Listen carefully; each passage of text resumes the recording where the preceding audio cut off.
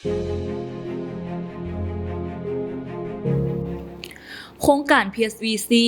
ได้สร้างกลไกการร้องทุกข์เพื่อรับฟังคำร้องทุกข์จากผู้ที่มีส่วนร่วมในโครงการ PSVC ผู้ที่มีส่วนร่วมเหล่านี้อาจรวมถึงชาวบ้านพนักงานจากองค์การจัดตั้งใดหนึ่งหรือผู้ต่างหน้าจากภาครัฐกลไกการร้องทุกข์นี้บ่ได้หมายถึงการทดแทนกลไกทางการที่มีอยู่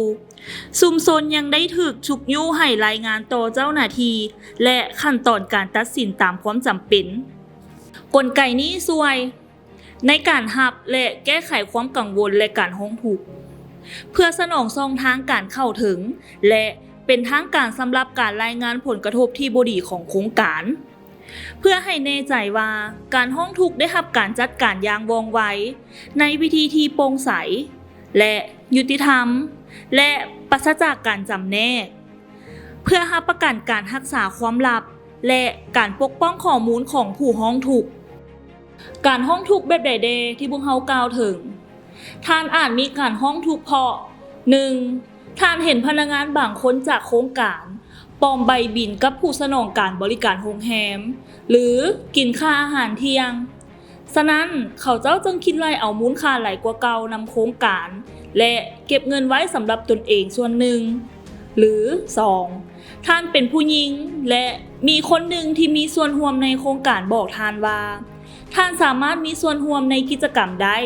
แต่ต้องได้มีการร่วมเพศกับเราเพื่อให้เราพึงพอใจหรือ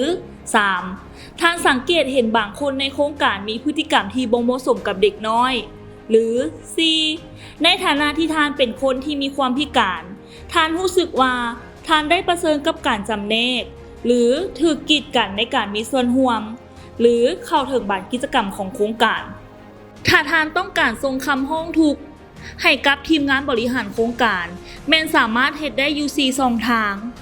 1. โทรหาองค์การเฮวิตัสโดยใช้เลขโทรศัพท์ที่ให้ไว้ 2. เขียนคำร้องทุกข์ของท่านและส่งมันผ่านอีเมลขององค์การเฮวิตัส 3. ใช้ WhatsApp เพื่อพิมพ์ข้อความส่งให้เฮวิตัส 4. ล้มโดยโกงกับผู้ที่ถูกแต่งตั้งจากผู้ได้รับทุนย่อยแม่นหยังจะเกิดขึ้นหลังจากที่คำร้องทุกข์ได้ถูกส่งไปแล้ว 1. คำร้องทุกข์แต่ละข้อได้ถูกรับเอาและบันทึกไว้ในบัญชีลงทะเบียนร้องทุกข์ 2. ทำอิฐพวกเขาจะกวดเบิงว่าคำร้องทุกข์แม่นเกี่ยวกับกิจกรรมของโครงการ PSVC แท้ๆหรือบ่ถ้าบ่เกี่ยวข้องกับโครงการ PSVC โครงการจะแจ้งให้บุคคลแต่จะบ่รับเอาคดีถ้าหากได้รับการยั่งยืนว่าเกี่ยวข้องกับโครงการ PSVC แล้วคำร้องทุกข์จะไปฮอดขั้นตอนการตรวจสอบและผู้ร้องทุกข์จะได้รับการแจ้งบอกว่าการร้องทุกข์ของท่านเขากำลังดำเนินอยู่ 5. อิงตามการประเมินคำร้องทุกข์มันจะถูกแบ่งออกเป็นหมวดย่อยเช่นน้อยกลางหลายให้แรงที่สุดหมายความว่าผลกระทบหรือความเสียหายถือว่าได้ถูกพิจารณาจากน้อยหรือหลาย 6. จากนั้นทีมงานจะสืบสวนคดีเพื่อซอกหาหลักฐานเฮ็ดเวียกกับทุกฝ่ายที่เกี่ยวข้อง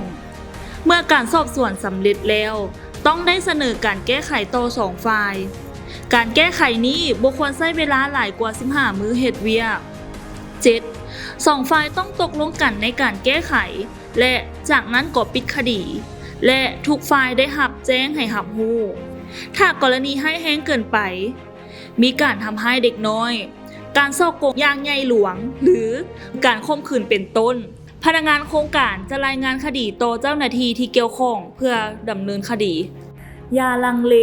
ที่จะถามคำถามของทานกับพนักงานของพวกเรา